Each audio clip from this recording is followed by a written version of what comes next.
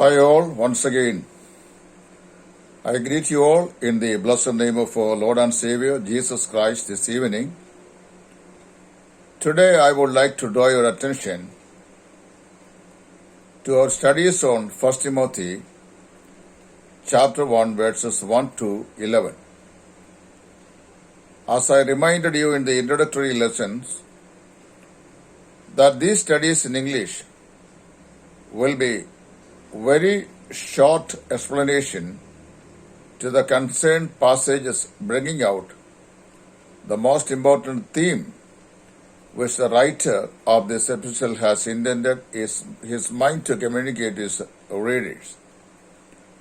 Yesterday we learned about a general outlook on this epistle, Timothy himself and his situation which Paul learned him and wrote him, and also I explained the general aspects of the epistle itself. Today we are going to discuss on this specified passage, chapter 1 verse 1 to 11, where God entrusts a very specific ministry to this servant of God, Timothy. As I reminded you yesterday, Timothy wanted to quit from his commitment, but Paul wanted to encourage him to stay on and then finish the task which God gave him. Almost every Christian worker has wanted to quit at one time or the other, because the situations of life, the circumstances, the oppositions that the workers faces both from the outward people and inward people, this all tend them to quit from their ministry. But God has a very specific plan in relation to the ministry which God has entrusted each of us. Here actually, Dr. V. Raymond Edman, a famous principal of a college, had once said, "It is always too soon to quit, and it is easy to quit also. But we have to contemplate before we plan to quit from a commitment which God has given you and me, whether we have been entrusted with these duties and responsibilities from God Himself, or we have taken up those duties onto our own volition. If it been given from the Almighty God, definitely we will not quit and we will proceed toward finishing the task which God has given to us." Timothy was not at Ephesus because Paul had assigned him there, but he was there because God had entrusted him a ministry in that important city.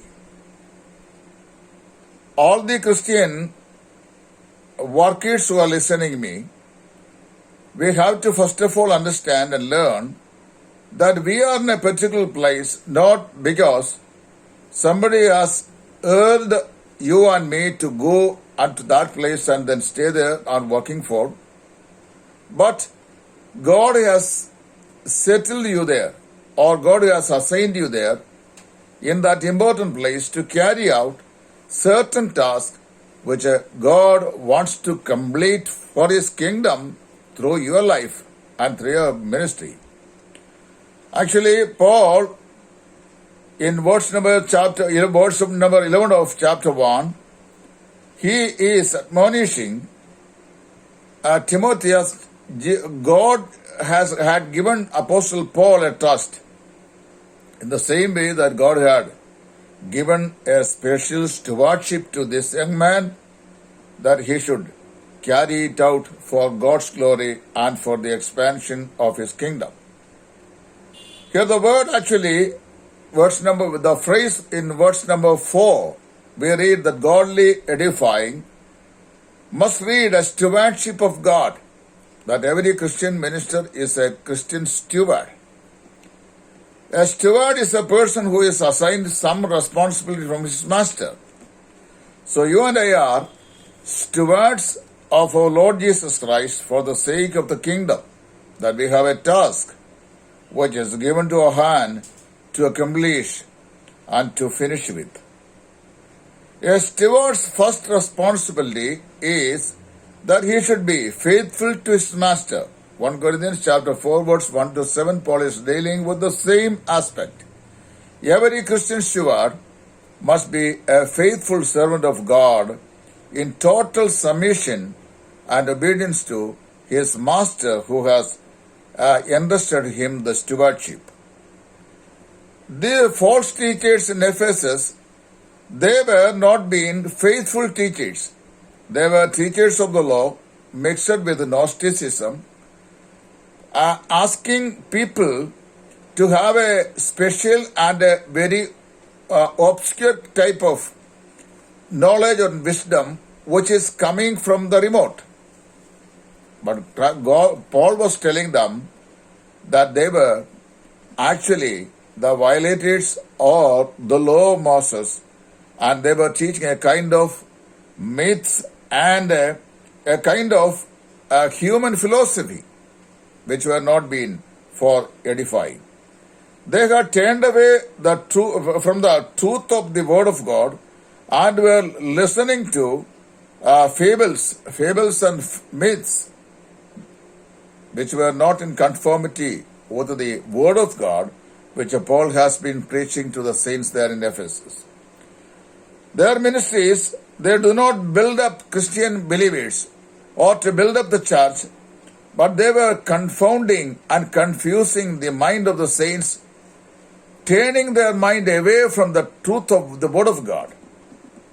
So Paul has been rebuking these false teachers at Ephesus. And then Paul contrasts the false teachers and their ministry with that of the true steward of God's grace. A Christian steward is standing and ministering for the grace of God, whereas these false teachers were standing against the grace of God. See, listen here. The object of God's steward is to see people love one another with a love that comes from the pure heart. That is the emphasis in this passage Paul gives here. Paul also explained to Timothy, he also explained about the significance of the law. What is the significance of the law? He explains it. God did not give the law to save people from their sin. So we have to understand that God did not give the law to save the people from sin, but to point out, to show people how much they need to be saved. Not necessarily that the law should save them, but they must be able to understand how much they need to be saved. Or in the other word I say, how much sinful the people are. The law always reminds the people of their sinful state. And therefore Paul is saying here the law was given not to save the people, but to show them how much they should be saved. There must be a lawful use of the law. Romans 7:16 says so.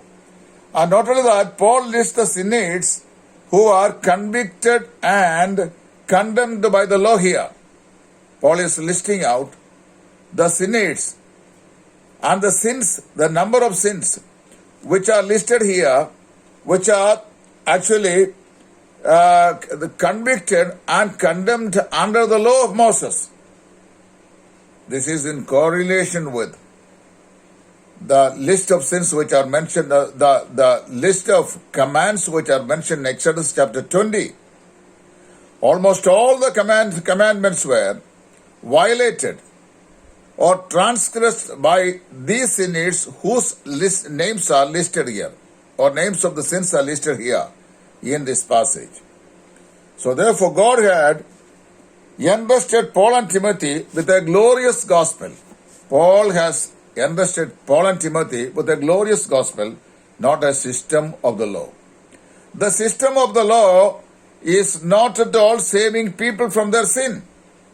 It only reminds them how sinful they are.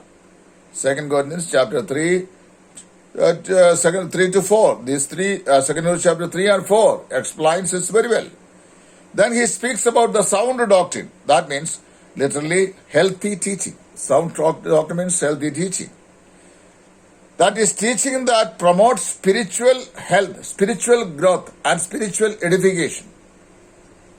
Our word hygiene, English word hygiene, is actually coming from this particular Greek word, which is translated here as sound doctrine or sound teaching. Not in 2 Timothy chapter 1 verse 13, 4:3, as well as Titus 1:9, 13 and 2, 1 to 2 and 8. In 2 Timothy chapter 2, 17, Paul wants that false teachers eat as gangrene. That means cancer.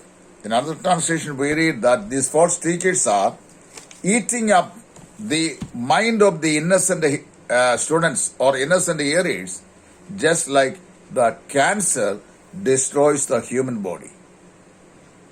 We know that if a man is affected with cancer, if a doctor declares that so-and-so is with cancerous symptoms, which means that cancer, the deadly disease, is eating up his whole body and his lifespan is shortened. He will not live for long.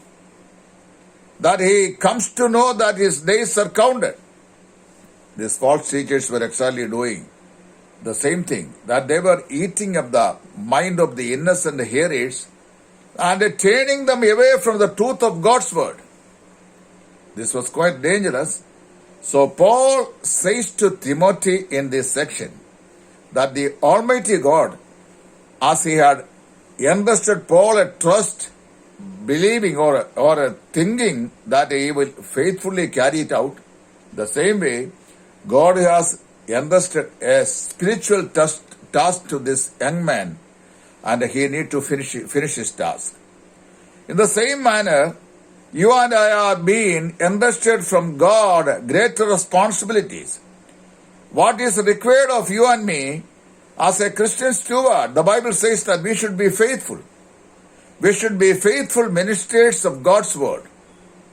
God has entrusted us this responsibility. One day, we are going to stand in front of God before His judgment seat. On that day, that we will be accountable to Christ for what have been entrusted to us.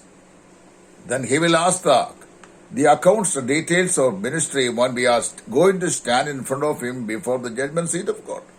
So Paul says here, God has entrusted you and me with a special mission and a special task, and our primary responsibilities not to quit but to continue until that we have completed the task which God has given you and me. May God bless you with these precious thoughts, and as the Lord enables us, that we will continue again this topic on tomorrow. And until then, may God bless you all. Thank you all. In his ministry, Titus from Idayarmula. Thank you.